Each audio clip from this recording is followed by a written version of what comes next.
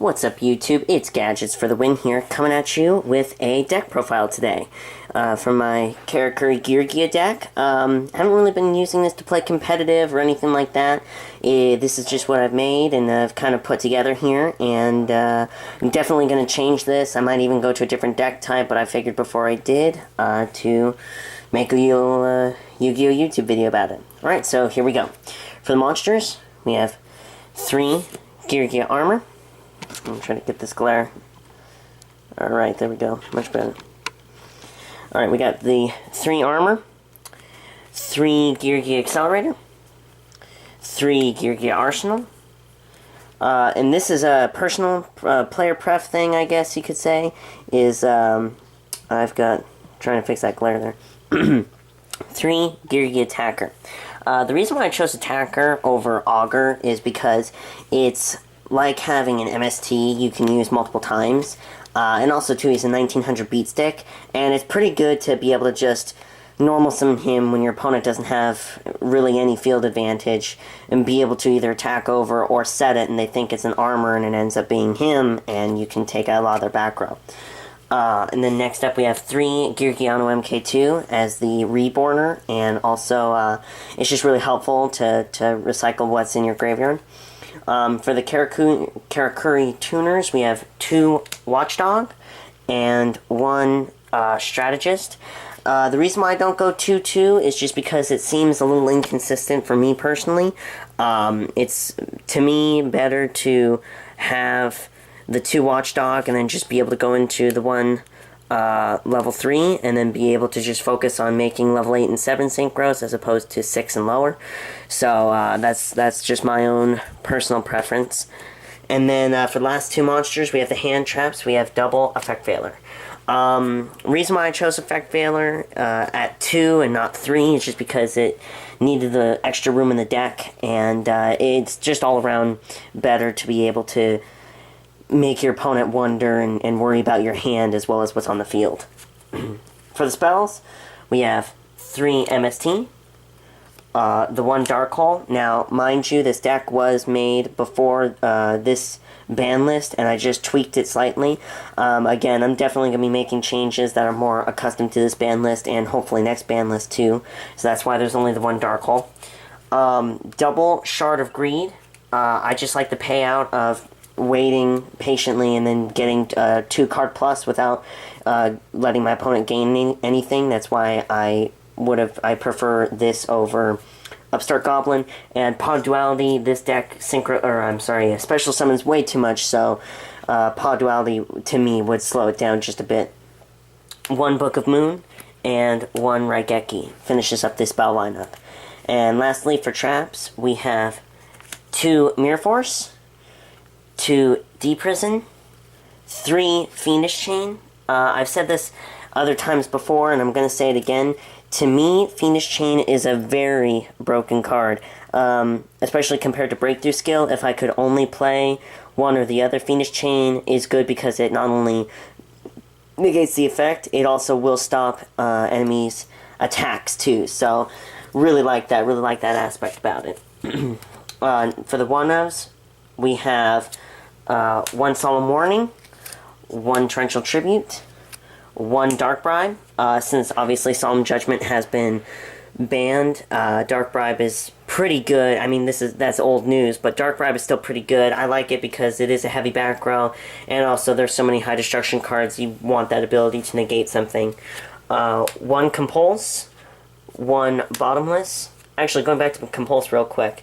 This is a card, in my opinion, from what I've seen of deck profiles out there. Again, I'm just getting back into the game, and I definitely don't consider myself an expert in the slightest. But Compulse is such a good card because it's one of those things where there's nothing to do with destruction. It has nothing to do with anything except getting something off of the field. And that can be beneficial to not only you in the sake of making your opponent's monster go away and then attack over.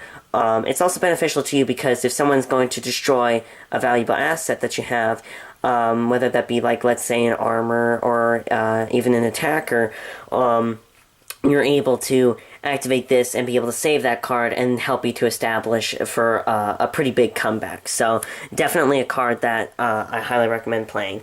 And then, as I said before, one bottomless, and the last card, which I believe is the 41st card, is Trap Tricks Trap Hole Nightmare.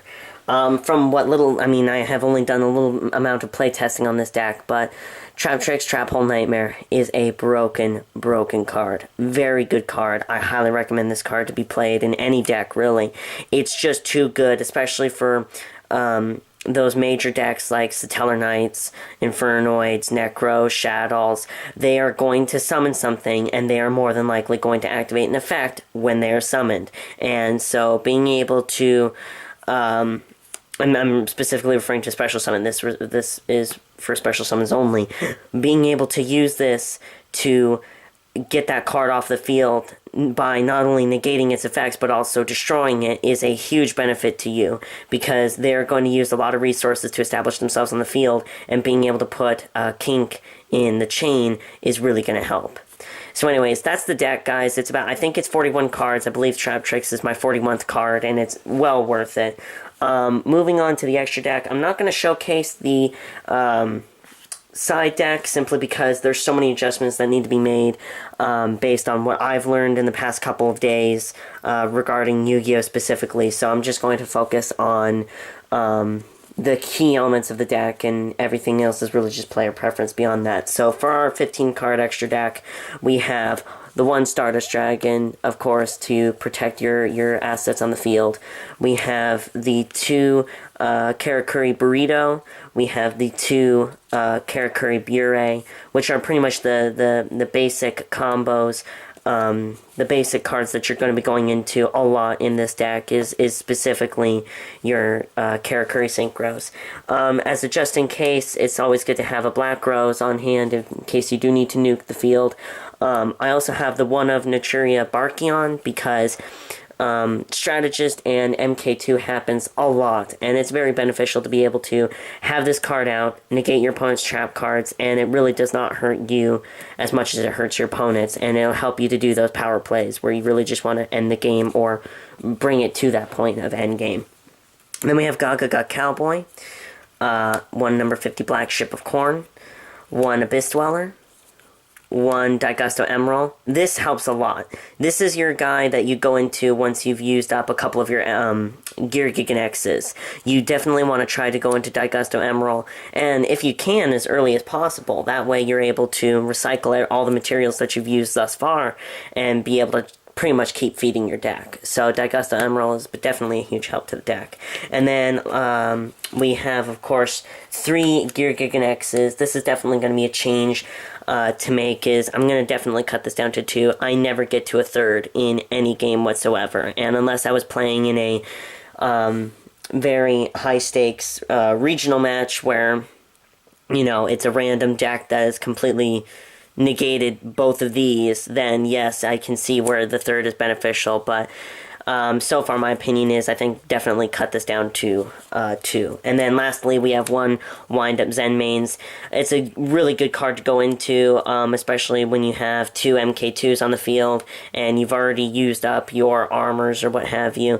Definitely helpful to just go into Zen Mains, either in attack or defense, and use it either offensively or defensively. So alright guys, that's the deck. Hope you guys enjoyed it, and definitely give comments below on ideas for this deck or any deck, and hope you guys enjoy. Alrighty, peace.